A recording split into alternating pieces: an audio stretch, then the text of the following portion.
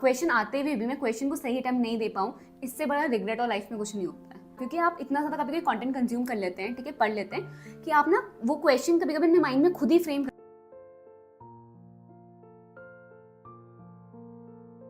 Hello everyone, welcome back to my channel living with meow. And आज की video में tell you about all the things that you shouldn't do if you want to crack UGC NET exam.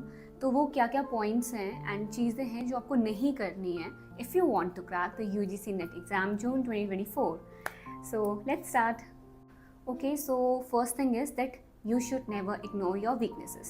Now what I mean from weaknesses is कि आपके कुछ ऐसी units होंगी, ठीक है, कुछ ऐसे कॉन्सेप्ट्स होंगे जो आपको नहीं समझ में आ रहे हैं।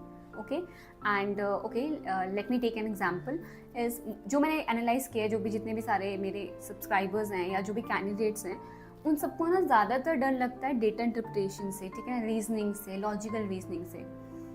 एंड मैंने जितने भी PYQs में, ठीक है ना, और जितने भी मैंने पेपर एनालाइज करे, मैंने ये चीज़ नोटिस करी है कि स्पेशली डेटा इंटरप्रिटेशन जो आपका आता है ना, वो one of the easiest unit है, ठीक है ना। नो मैटर आपको कितना डर लग रहा है, ठीक है, मे बी वो आपका वीक पॉइंट हो सकता है, बट इसका मतलब ये नहीं है कि आप उसे एक अटेम्प्ट ही ना दें।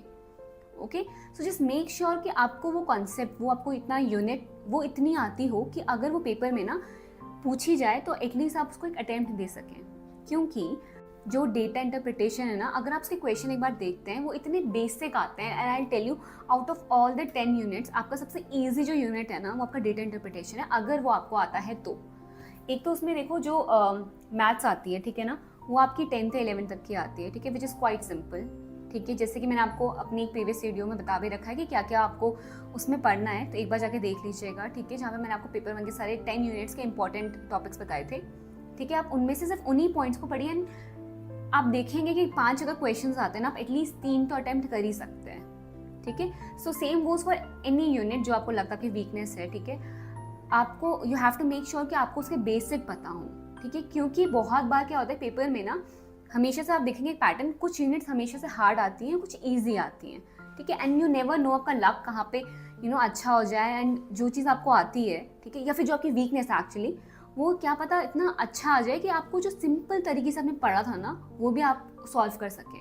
एंड स्पेशल डेटा इंटरप्रिटेशन है ना, वो बहुत स्कोरिंग है। रीज़न बीइंग, उसके में अगर 5 क्वेश्चन आते हैं, आप कैसे 10 मार्क्स में श्योर कर सकते हैं, क्योंकि 5 में आपको पता होता है कि this is the definite answer और ये तो मैं कर ही लूँगा, clear.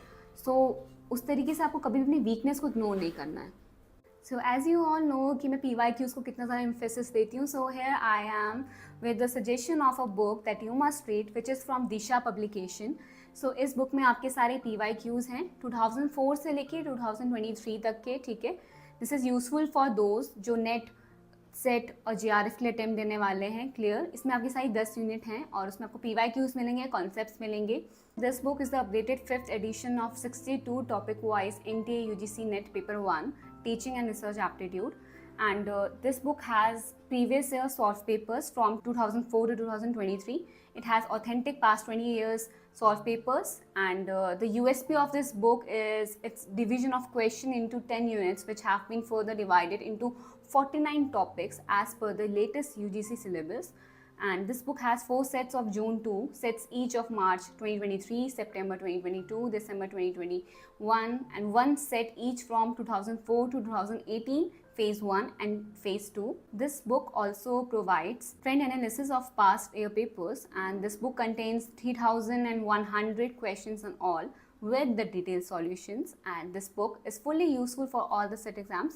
So if you are someone जो नेट, सेट या JRF इसके लिए प्रिपेयर कर रहा है, ठीक है, वो इस बुक को रेफर कर सकता है। This book was from Disha publication and I really hope कि आप इसे देखेंगे, लेंगे एंड ये आपके लिए हेल्पफुल होगी। इसका लिंक डिस्क्रिप्शन में मेंशन कर दूंगी, सो आप उसको नीचे जाके खरीद सकते हैं। नाउ द सेकेंड इज़ कि आप अपनी स्ट्रेंथ्स पे ज़्यादा काम नहीं कर रहे हैं। जैसे कि मैंने कहा, वीकनेस को इग्नोर नहीं करना है, बट अपनी स्ट्रेंथ पे सबसे ज़्यादा एनर्जी लगानी है। अब देखो, वीकनेस से क्या हो गया कि आप लोगों को पता है कि मतलब ये तो मुझे आता नहीं है, ठीक है, तो बस उसको इतना करना है कि अगर कोई इजी क्वेश्चन आए तो आप उसे अटेम्प्ट कर सकें, ओके। बट अपनी स्ट्रेंथ पे इतना काम करो कि अगर 10 यूनिट में से 6 यूनिट ऐसी हैं जो आपको पता है कि आपको आती हैं, ठीक है, तो 6 यूनिट को ऐसे बनाओ कि 100 में से 60 नंबर आपके आ ही जाए। एंड उसमें भी मैं आपको कह रही हूँ, हमेशा से कभी भी ऐसा नहीं होगा कि आपके सारे मतलब 5 के 5 क्वेश्चन ठीक हो जाएंगे। ओके, सो अगर मैं एवरेज लगाऊं तो मतलब 50 नंबर, बट 50 नंबर इनफ नहीं है फॉर पेपर 1। सो इसीलिए मैं कह रही हूँ कि मतलब अपने एक्चुअली स्ट्रेंथ ना ज़्यादा ही रखना, 10 में से 8 या 7 यूनिट ऐसे रखना कि जो आपको पता है कि भगवान इसमें जितने भी क्वेश्चन आएंगे ये मैं सही कर दूंगी। ओके, सो मेक श्योर कि आपकी स्ट्रेंथ ना बहुत अच्छे से पॉलिश्ड हो और आप उनमें बहुत अच्छा काम करें, स्पेशली जब लास्ट टाइम आ रहा है ना। तो वीकनेस पे मैंने कैसे बोला है, दोस्त who are preparing for last few months उनके लिए तो यही है, अपनी वीकनेस को आपको पता है कि ठीक है इजी क्वेश्चन आएगा तो अटेम्प्ट करेंगे, ठीक है, सही आंसर ले भी आएंगे, बट अगर बहुत टफ आता है, बहुत टाइम टेकिंग आता है तो जस्ट स्किप इट। ठीक है, ट्राई करो, नहीं हो पा रहा है तो छोड़ दो, बट अपनी जो स्ट्रेंथ है, ठीक है, जो आपको पता है कि ये मैं सही करूँगा, ये कॉन्सेप्ट मेरा क्लियर है, ये अच्छे से मुझे आता है, उसको बिल्कुल ऐसे रखना कि उसमें कोई भी क्वेश्चन पूछा जाए, कितना भी घुमा के पूछा जाए, कोई भी कॉन्सेप्ट पूछा जाए, आप उसे अटेम्प्ट दे सकें। If it's higher education, environment है या आपका टीचिंग है, ठीक है, इसमें जो भी क्वेश्चन आ रहे हैं आप उनको अटेम्प्ट दे सकें, उनको सही करें। तो इसीलिए जैसे जैसे पेपर पास आए, जस्ट मेक श्योर कि आपकी स्ट्रेंथ बहुत ही पॉलिश्ड हो, so that you can achieve at least this much marks. जितने आपने टारगेट करे हैं, अपने टारगेटेड मार्क्स को आप अचीव कर सकें। वो आपको कैसे पता चलेगा, अपनी वीकनेस से तो नहीं पता चलेगा ना, बिकॉज वीकनेस पे तो आप अपना दैट इज समथिंग, वो आपको जो अटका हुआ है, यू डोंट नो कि आपका वो आप सही आंसर निकालेंगे या नहीं निकालेंगे। ओके, सो आपकी जो स्ट्रेंथ है एटलीस्ट आपको पता हो कि वहाँ पे आप बिल्कुल स्केप्टिकल ना हो। You have to be very sure कि मैं इतने में मैं सही करके आऊँगा। एंड इफ आई से कि 8 यूनिट अपनी सही रखूँ तो 80 मार्क्स में से 70 मार्क्स सोच लेना कि ठीक है 100 में से 70 मार्क्स मेरे फिक्स हैं, क्योंकि मुझे ये सारे मतलब 8 यूनिट अच्छे से आते हैं। 10 मार्क्स जो मैंने लगाए हैं दैट वुड बी, क्योंकि आप हमेशा से कभी भी ऐसा नहीं सोच सकते हैं कि अगर मतलब कुछ भी पूछा जाएगा, क्योंकि यू नेवर नो क्वेश्चन कहाँ से, किस टॉपिक से, जो शायद से हमें अभी तक इंपॉर्टेंट नहीं लगता था वो भी आ जाए। तो इसलिए मैं कह रही हूँ 10 मार्क्स ना हमेशा से अपने ऐसे रख, मतलब हो भी सकता है मे बी नॉट, इस वाली पोजीशन पे रखनी चाहिए। इसलिए मैं कह रही हूँ अगर आपको लगता है कि 80 मार्क्स का टारगेट है, 70 मार्क्स आपके बिल्कुल ऐसे आने चाहिए कि मतलब ये तो मेरे आ जाएंगे। Now the next and the most important one is to polish your reading skills. Now why am I saying reading skills, comprehension के लिए ऑब्वियसली इंपॉर्टेंट है, बट जो मैंने ज़्यादा कैंडिडेट्स में देखा है, जो ठीक है ऊपर से जो फर्स्ट टाइम अटेम्प्ट करते हैं, मोस्टली कैंडिडेट का पेपर छूट जाता है। ठीक है, लास्ट में जाके बच्चे यही बोल रहे थे कि मैं ये अटेम्प्ट ही नहीं ले पाया, मैं कर ही नहीं पाई, ठीक है, मेरा पेपर छूट गया।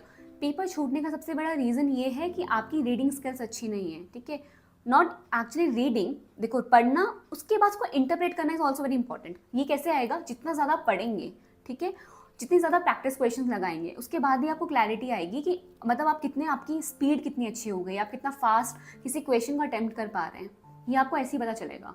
तो इसलिए मैं कह रही हूँ प्रैक्टिस करते रहो। इसलिए मैं कहती हूँ मॉक टेस्ट लगाओ, PYQs लगाओ, क्योंकि उससे क्या होता है कि स्पीड बनी होती है।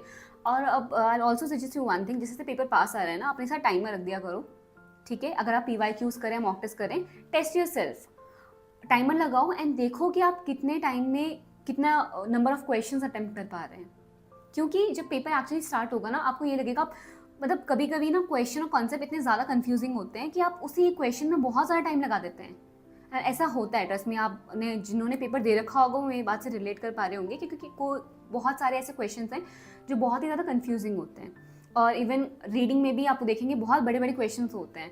तो वो कैसे होगा सही, वो तभी होगा जब आपको प्रैक्टिस होगी, जब आप क्वेश्चन को सही पढ़ने के बाद सही इंटरप्रेट कर पाएँ, ये भी बहुत इंपॉर्टेंट है।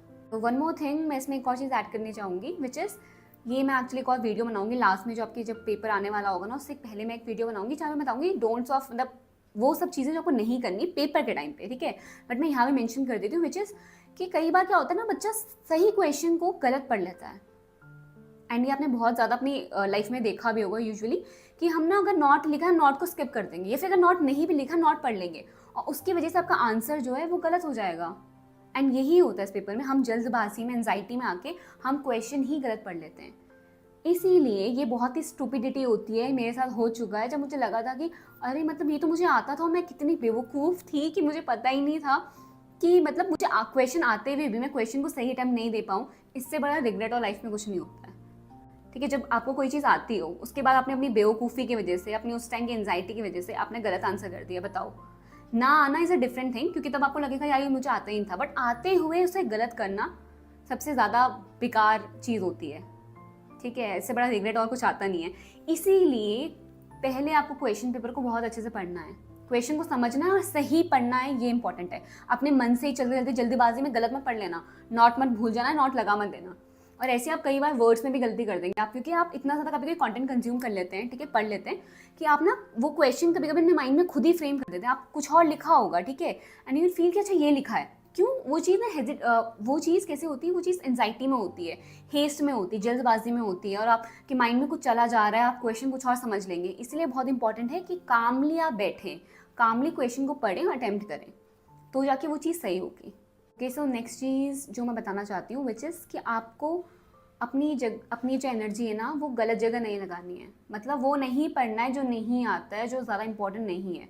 नहीं पढ़ने से मतलब उस पर ज़्यादा एनर्जी नहीं लगानी है, उसको पढ़ लेना है, समझ लेना है, डन। उसको इतना रिवीजन में और इतना ज़्यादा उसको इन डेप्थ पढ़ने की ज़रूरत नहीं है। ओके, सो वही पढ़ो, उतना ही पढ़ो जो एक्चुअली आपको लगता है इंपॉर्टेंट है।